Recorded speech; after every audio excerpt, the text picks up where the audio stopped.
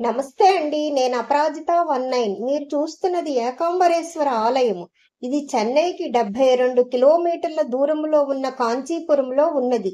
పంచభూత లింగాలలో ఒకటైన పృథ్వీలింగ క్షేత్రము.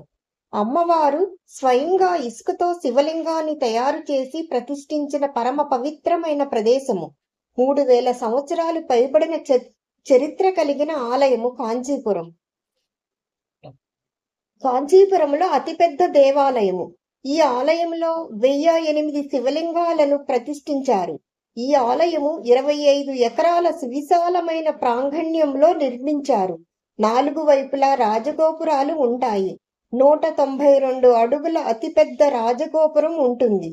దీనిని విజయనగర సామ్రాజ్య చక్రవర్తి శ్రీకృష్ణదేవరాయలు నిర్మించారు. 3500 సంవత్సరాల మామిడి చెట్టు ఉంటుంది. ప్రస్తుతం ఇది అంతరించిపోయినది. దీని స్థానంలో ఇంకొక మామిడి చెట్టు నాటినారు.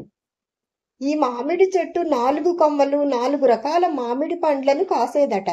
పిల్లలు లేని వాళ్ళు వాటిని తింటే సంతాన భాగ్యం కలిగేదట.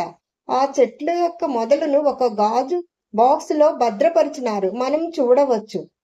ఈ మామిడి చెట్టు క్రింద అమ్మవారు ఇసుకతో శివలింగాన్ని ప్రతిష్ఠించి తపస్సు చేసినారు. పార్వతీదేవిని పరమశివుడు పరీక్షించదలచి కంపానదిలో పెద్ద వరదలు సృష్టించారట. పార్వతీదేవి ఆ నీటి ప్రవాహంలో ఇసుక లింగము కొట్టుకుపోకుండా గట్టిగా గుండెలకు హత్తుకున్నారు.